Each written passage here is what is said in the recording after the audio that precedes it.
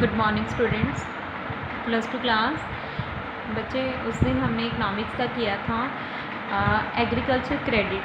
ठीक है, हमने वैसे चैप्टर स्टार्ट किया। चैप्टर का नेम था rural development, issues of rural development, credit and marketing. Credit का हमने टॉपिक कर लिया था। अब हमने स्टार्ट किया है मीनिंग ऑफ रूरल मार्केटिंग। इसमें मार्केटिंग का मतलब बाज़ार नहीं है। मार्केटिंग का मतलब है कि जो ग्रामीण क्षेत्र हैं, ग्रामीण एरियाज़ हैं, वहाँ पे वो जो प्रोडक्शन करते हैं उनको उनकी प्रोडक्शन के प्रॉपर जो है प्राइजेज़ नहीं मिल पाते। ठीक है, तो उसके बारे में आज हमने करना है इस चैप्टर में कि रूरल मार्केटिंग मतलब उनको अपने प्रोडक्शन के लिए जो इनपुट्स लगाए हैं, अब इनपुट लगाए हैं, उन्होंने खर्चा किया है प्रोडक्शन करने के लिए। ठीक है, इनपुट्स में जैसे लैंड, लेबर, कैपिटल, एंटरप्रेन्योर है, रॉ मटेरियल लगाया और जो भी प्रोडक्शन करने के लिए जो भी मटेरियल चाहिए वो सारा यूज़ किया। और करने के बाद अब उनको जब सेल करने की टर्न आई तो फिर क्या हुआ कि उनको अपने बाज़ार में उनके जितने का मटेरियल उन्होंने तैयार किया है उतने प्राइजेज़ नहीं मिल पाते हैं। तो उसके बारे में पढ़ना है। मीनिंग ऑफ रूरल मार्केटिंग का मतलब क्या है, हम पहले ये पढ़ेंगे।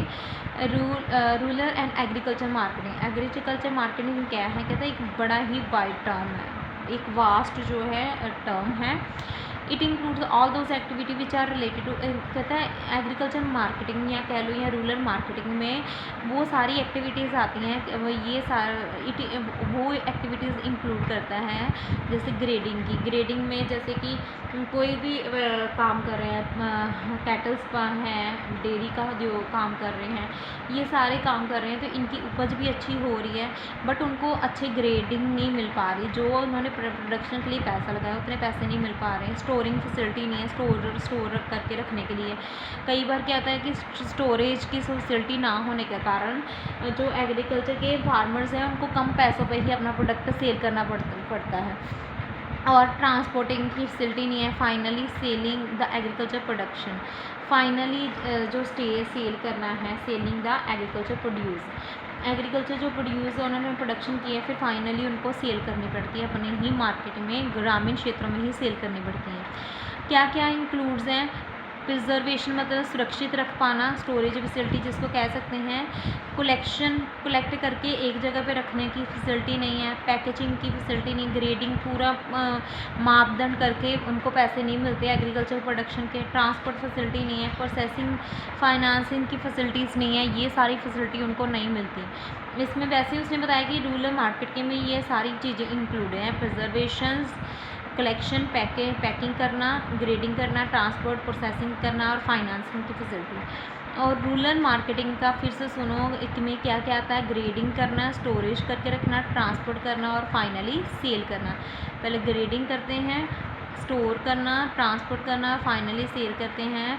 तो ये सारी चीज़ें रूरल मार्केटिंग में आती हैं। आगे present of agriculture marketing, present of agriculture market system in rural areas. ठीक है, sale in village, first point है उसका सेल इन विलेज।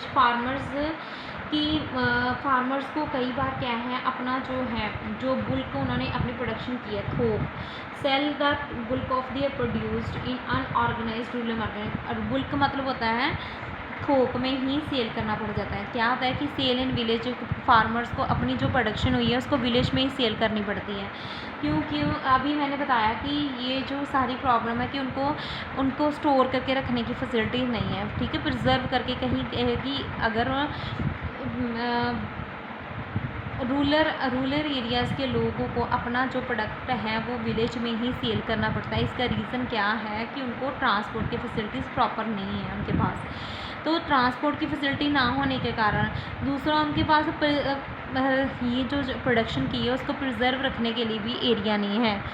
ठीक है, तो जिसके कारण उनको सेल करना पड़ता है अपना प्रोडक्ट अपने विलेजेस में ही सेल करना पड़ता है। तो फिर उसने एक बताया ऑफिशियल एस्टिमेट के हिसाब से बिहार और बंगाल को 89% और 72% of the total rice output is sold in village. कहता है बिहार एंड बंगाल को 89% और 72% अपने जितने राइस की प्रोडक्शन थी सारी विलेज में ही सेल करनी पड़ी। इसका भी रीज़न है वही मैंने जैसे बताया कि प्रॉपर फैसिलिटी नहीं है रखने की, स्टोरेज की, दूसरा ट्रांसपोर्ट फैसिलिटी ना होने के कारण। सेकेंड पॉइंट है प्रेजेंट एग्रीकल्चर मार्केटिंग का sale in markets. Sale in markets में सेल इन मार्केट के 2 पॉइंट्स हैं। A market in India, India के मार्केट को 2 पार्ट्स में बांटा गया है, एक रेगुलेटेड मार्केट, एक अनरेगुलर मार्केट। ठीक है, जो है अनरेगुलर मार्केट है कि the bulk of the farmers produce purchase by commission agent themselves who also happens to a money lender. कहता है कि अनरेगुलर मार्केट क्या होती है, जिसमें फार्मर्स की जो भी प्रोडक्शन है, ठीक है, अनरेगुलर की बात कर रही हूँ, जो भी प्रोडक्शन है फार्मर्स को अपने जो कमीशन एजेंट हैं, कमीशन एजेंट मतलब जिनसे या तो उन्होंने पैसा उधार लिया है या मनी लेंडर्स कह लो, उनको ही सेल करना पड़ता है। The number of unregular marketing क्या है उनको कि क्यों, क्योंकि वही रीज़न सेम रीज़न है, प्रिजर्व करके ये रखने की फैसिलिटी नहीं है, प्रॉपर ग्रेडिंग नहीं हो पाती, प्रॉपर फाइनेंस की फैसिलिटी ना होने के कारण ट्रांसपोर्ट की फैसिलिटी नहीं ले पाते। तो इसलिए कहता अनरेगुलर मार्केटिंग में क्या होता है, जितनी भी प्रोडक्शन की है उसको अपने ही मनी लेंडर को सेल करनी पड़ जाती है। तो इस बट कहता है however the number of unregular marketing is gradually decline. अब जैसे जैसे टाइम के अकॉर्डिंग अनरेगुलर मार्केटिंग क्या हो रही है, डिक्लाइन करती जा रही हैं। तो आगे क्या है, रेगुलर मार्केटिंग होती हैं, farmers are not cheated, they get fair prices of their product. ठीक है, उन इसमें जो है विलेजेस में सेल नहीं किया जाता, बाहर जाके शहरों में जाके अपने प्रोडक्शन को सेल करते हैं। More and more regular market should be expertise so that farmers are not exploited by the middle man. Regular marketing में फार्मर जो है, जो मिडल मैन से या रिच पर्सन से जिनसे पैसा उधार ले है उससे एक्सप्लॉयड नहीं हो रहा, पर्टिकुलरली कमीशन जो एजेंट्स हैं उनसे। ठीक है, कमीशन एजेंट्स क्या करते थे, उनका वेट कम बता देते थे, ये वो करते थे। तो अब टाइम के अकॉर्डिंग रेगुलर मार्केटिंग को ज़्यादा प्रेफर किया जा रहा है। इसके अलावा अदर क्या है, अदर मेथड्स क्या हैं, सेल्स थ्रू कोऑपरेटिव, और क्या मेथड है सेल किया जाए कोऑपरेटिव सोसाइटीज़ को, गवर्नमेंट परचेज सिस्टम कर दिया जाए, इससे भी सुधार होंगे।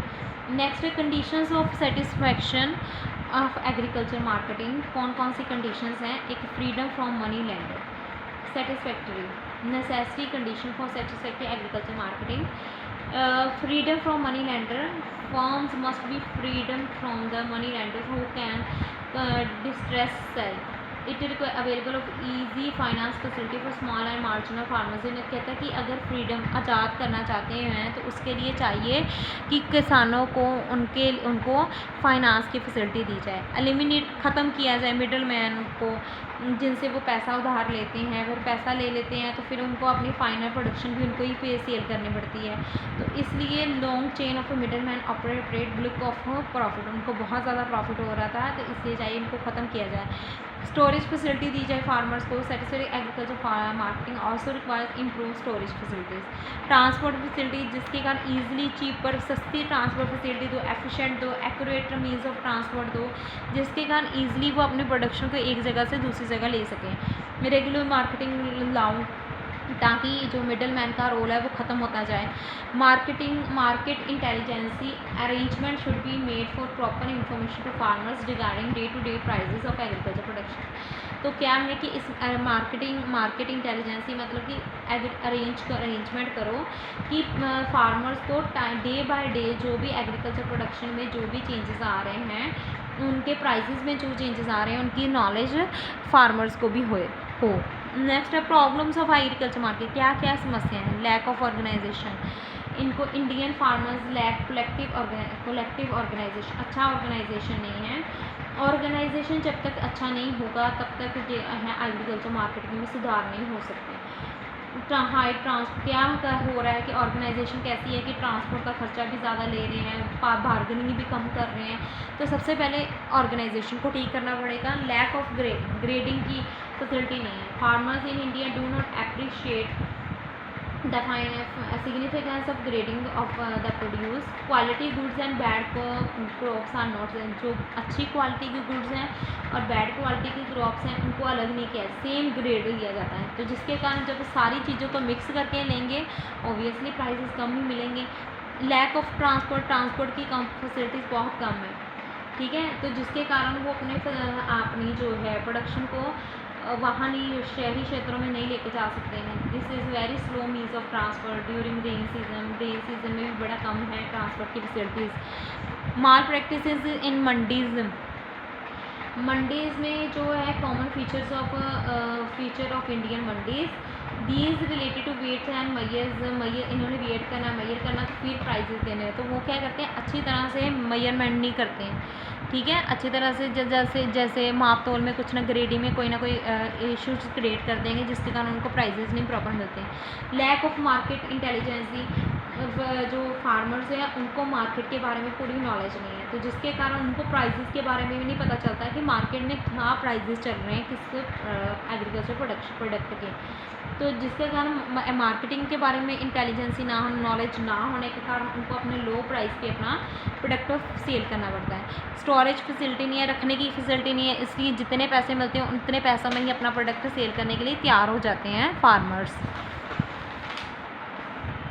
फोर्स सेल, उनको फोर्स किया जाता है इमीडिएटली, क्योंकि क्या करते हैं, मिडल मैन ने अपने पैसे वापस लेने हैं, जैसे जिनसे उन्होंने फाइनेंशियल हेल्प ली हुई है तो उनको पैसे वापस करने हैं। तो जब क्या होता है कि वहाँ के जो मनी लैंडर्स हैं उनको प्रेशराइज करते हैं कि कटिंग होने से पहले ही is force to sell his produce immediately after harvest, पहले ही कटिंग होने से, कटाई करने से पहले फटाफट अपनी सेल को, जो प्रोडक्शन की है उसको सेल कर दो।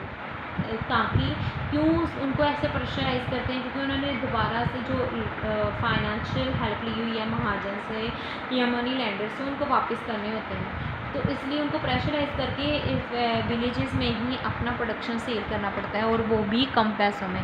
लैक ऑफ फाइनेंशियल फैसिलिटीज़, पैसा उधार देने वाले इंस्टीट्यूशंस बहुत ही कम हैं, इसलिए उनको ज़्यादातर मनी लैंडर्स पे ही डिपेंड करना पड़ता है या ट्रेडर्स पे, जो उनको इजीली लोन वगैरह प्रोवाइड करते हैं। अदरवाइज़ उन्होंने बैंकों वगैरह से लेना हो तो काफ़ी टाइम लग जाता है, ठीक है। तो इसलिए उनको ईजी लगता है कि मनी लैंडर्स से पैसा उधार लेना।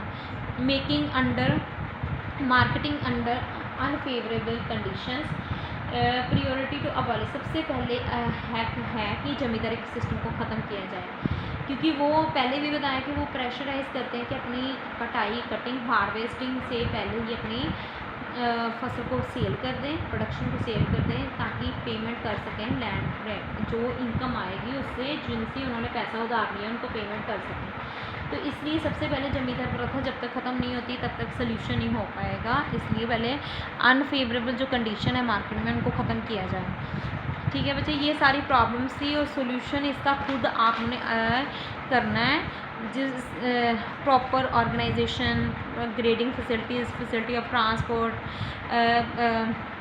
मार्केटिंग इंटेलिजेंसी, ये पीछे भी आपने किया पॉइंट, स्टोरेज फैसिलिटी वाला भी किया है, माल प्रैक्टिस किया है, वहीं से लिख लेना है कि उसमें नॉट नहीं लिखना। Proper financial facility, favourable condition बनाओ, ये खुद सजेशंस को आप सजेशंस बच्चे कभी भी रीड नहीं करते, जो आपने मेरिट्स किए हैं उनका ही ऑपोजिट डीमेरिट्स लिख देते हैं, ठीक है। आपने प्रॉब्लम्स की है ना तो सोल्यूशन इसका ऑपोजिट कर देना है। यहाँ पे रूरल मार्केटिंग कंप्लीट है।